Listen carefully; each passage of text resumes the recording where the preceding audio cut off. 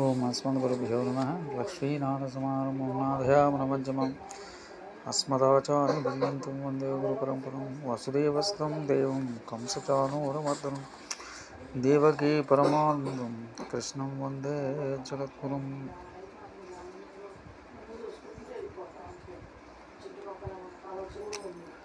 ప్రియ భగవద్బంధువులు నమస్కారం. ఈరోజు మన గీతా దర్శనం భగవద్గీత పుస్తకం మన అందరి గృహంలో కొలువై ఉండటం అనాదిగా వస్తున్న ఆచారం. కానీ చాలా కాలంగా అది పూజా మందిరానికి పరిమితమైంది. భగవంతుని ముఖతాజాలు వారిన మహోన్నతమైన శ్లోక పాదాల అంతరార్థాన్ని, ఆ పదాల పరమార్థాన్ని సరిగ్గా అర్థం చేసుకోగలిగితే ఈ గ్రంథం మానవుని వ్యక్తిత్వ నిర్మాణానికి దోహదపడుతుంది. అంతేకాక కర్తవ్య నిర్వహణ పురికొల్పే అత్యున్నత మార్గదర్శనం కూడా అవగతం అవుతుంది. కానీ దురదృష్టవశాత్తు నేటి ఆధునిక యువత అపార విజ్ఞానిది అయిన ఈ గ్రంథరాజం యొక్క ప్రాశస్తాన్ని గుర్తించలేకపోతుంది. అందుకని మనం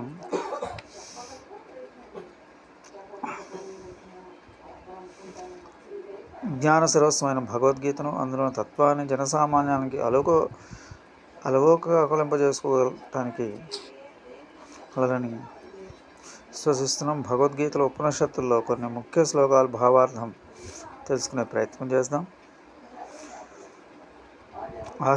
ఆస్తికులు, జిజ్ఞాసులే కాకుండా యువకులు, ఉద్యోగస్తులు కూడా పనిలో నైపుణ్యాన్ని సాధించడానికి, మానసిక ప్రశాంతతకి, వ్యక్తిత్వ వికాసానికి ఈ భగవద్గీత చదవటం కూడా మరింత ఆనందాన్ని కలిగిస్తుంది. భగవద్గీత అంటే ఆధ్యాత్మ చింతనాసక్తులతో, తత్వ వివచనాలతో కాక అన్ని వర్గాల వారికి, అన్ని వృత్తుల వారికి ఉపయోగపడే సర్వజనీన అనుష్ఠాన గ్రంథం తెలియజెప్పే ప్రయత్నం చేద్దాం.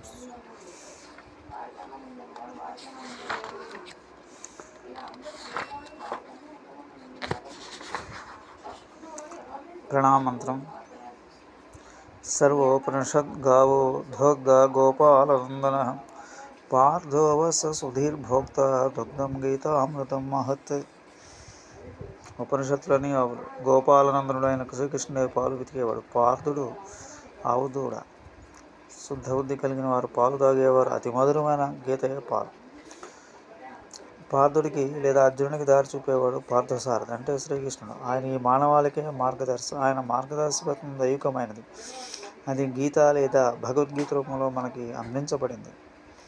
అది ఉపనిషత్తు సారము. ఉపనిషత్తులు ఒక ఆవు అయితే గీత దాని పాలు. అర్జునుడి దూడలో పోల్చినట్టయితే దూడతో పాలు పితికేవాడైన శ్రీకృష్ణుడు ఆ పాలను అర్జునుడికి ఇచ్చాడు. సర్వదా విజయులై ఉండటానికి, అపజయాల్లోనూ జయాన్ని చూడగలటానికి, ఆటలో ఒక భాగంగా కాక ఆట యొక్క యజమానిగా ఆనందం పొందటానికి మనం కూడా ఆ పాలను త్రాగుదాం. ఆ ఆటల నైపుణ్యంతో, శక్తితో, సాహసంతో ఆడుతున్నా కూడా దాన్ని ప్రేక్షకుల్లా ఉండటం నేర్చుకున్నాం. ఉపనిషత్తులు జ్ఞాన భాండాగారాలు. అవి 108. అవి విలువైనవి, పుష్టికరమైన, మధురమైన రుచితో ఔషధ విలువలు కలిగి ఆ పాలనిచ్చే ఆవు లాంటివి. భక్తుడైన అర్జునుడు ఆ పాలు త్రాగటానికి కోరుకునే ఆవదుడు లాంటివాడు. గోవులు వంటి ఉపనిషత్తుల్లో జ్ఞానానికి గురువులేందుకు శ్రీకృష్ణుడు అర్జునుడికి వీలు కల్పిస్తున్నాడు. అమూల్యమైన ఆ పాలే దివ్యమాధురమైన గీత. ఎవరైనా పాలను ఒక చుక్కతో అయినా తాగుతారో వారు ఆధ్యాత్మిక పురోభివృద్ధి సాధిస్తారు. ఎల్లవేళలా అన్నింటిలోనూ సమదృష్టితో చూడగలుగుతారు. వ్యాస మహర్షి గీతను బోధించడం వినాయకుడు రాశాడు. ఈ మహత్తరమైన గీత మహాభారతంలో ఒక భాగం. వ్యాస మహర్షి జ్ఞాని కాగా ప్రశాంతతను, పారమార్థికతను పెంపొందించేవాడైన వినాయకుడు సాధకుల అభివృద్ధి అనుసరించి వారికి అడ్డంకులను కల్పిస్తాడు లేదా తొలగిస్తాడు.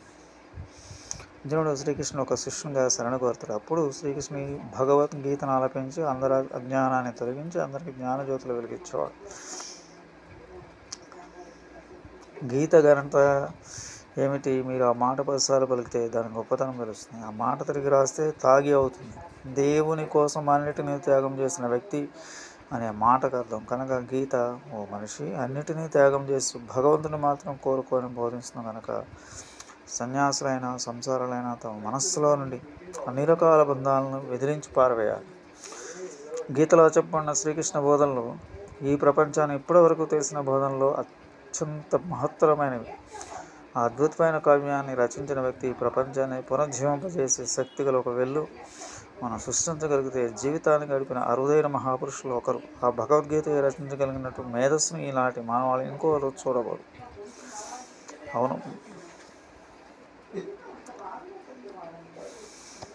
శ్రీకృష్ణుని బోధనలో సారాంశాన్ని ఉధృతంగా బయటకు తెచ్చి ఈ 2 శ్లోకాలు. ఎవరైతే ఆ పరదైవం అన్ని జీవుల్లోనూ కొలువై ఉన్నట్టు చూస్తాడో, అశాశ్వతమైన వస్తువులున్న శాశ్వతమైన దాన్ని చూస్తాడో, అతడి దృష్టి మాత్రమే సరైనది. ఆ భగవంతుని ఒకటిగా అన్నింటా నెలకొని ఉన్నట్టు దర్శించడం ద్వారా అతడు తనలోని పరమాత్మను తానుగా నాశనం చేయగా తద్వారా పరమగమ్యాన్ని చేరుకుంటాడు. స్వస్తి. జై శ్రీరామ్.